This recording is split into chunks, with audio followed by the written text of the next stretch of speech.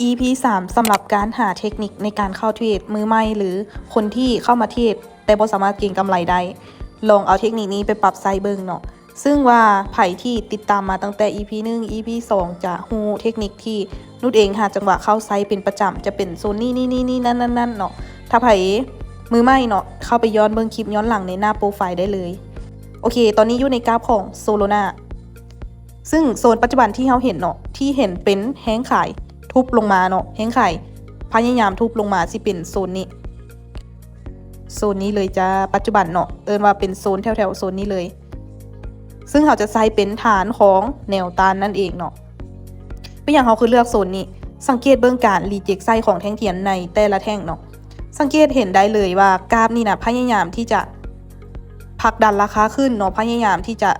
หลุดราคานี้ขึ้นไปแต่ว่ายังบ่สามารถที่จะหลุดขึ้นไปได้เนาะยังมีแห้งขายที่กดโตลงมาค่อนข้างแหงในจังหวะโซนแถวนี้นุชเองจึงเลือกไซส์โซนนี้เป็นฐานของแนวต้านทีนี้เรามาเบิ่งกราฟปัจจุบันเราต้องย้อนเบิ่งในอดีตเนาะว่าเราจะหาฐานของแนวรับได้จากโซนใดได้แน่เนาะโอเคฐานของแนวรับที่เราหาได้เราสามารถเลือกไซส์เป็นโซนราคาแถวนี้ได้เนาะโซนราคาแถวนี้ได้เพราะว่าโซนราคาแถวนี้สังเกตเบิ่งตลาดในอดีตเนาะ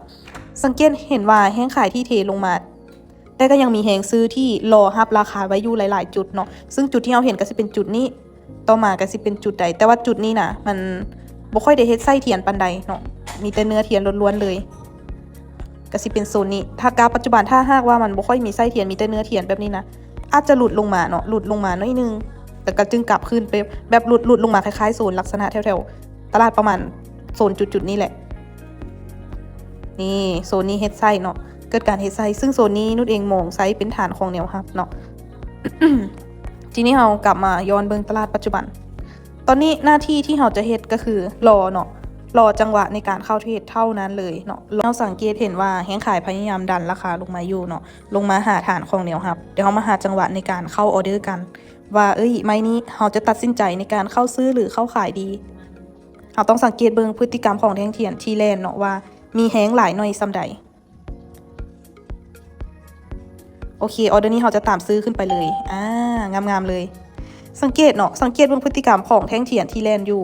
แท่งเทียนมีการเทขายลงมาแล้วมีแหงซื้อต่ำขึ้นประมาณ 2-3 รอบที่เราสังเกตเห็นวังกีนี้เนาะก็เลยเฮ็ดให้เราตัดสินใจในการเข้าซื้อในออเดอร์นี้แต่ก็ต้องระวังแหงขายที่ทุบโตลงมาเพราะว่าแหงขายเริ่มทุบมาตั้งแต่โซนนี้อันนี้คือเป็นจุดที่เราต้องระวังซึ่งในออเดอร์นี้เราได้กดซื้อไปโอ้ยลงมาจนได้เนาะในออเดอร์นี้ถือว่า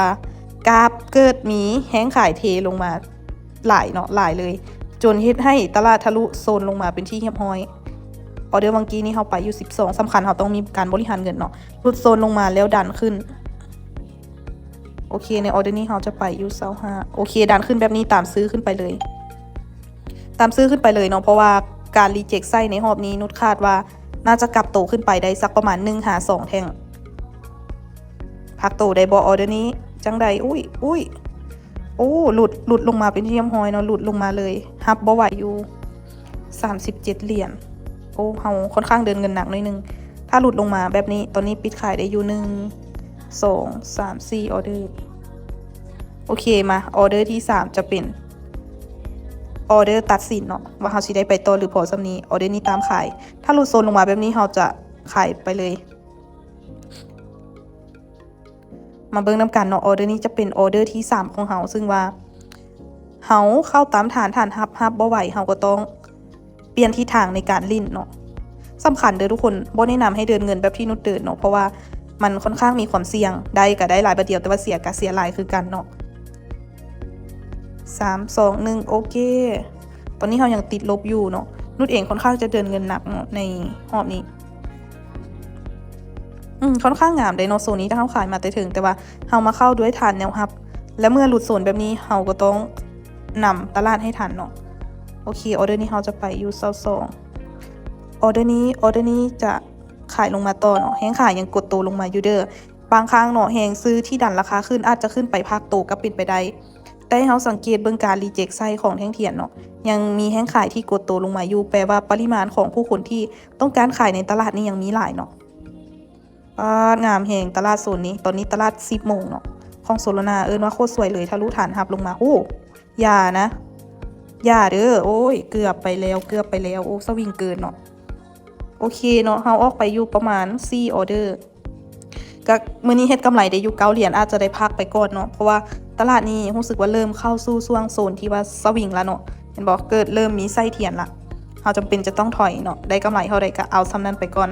โอเคทุกคนแล้วเจอกันใน EP ต่อไปอย่าลืมเนาะสำหรับใครที่มักคลิปวิดีโอการเทรดแบบนี้ฝากกดติดตาม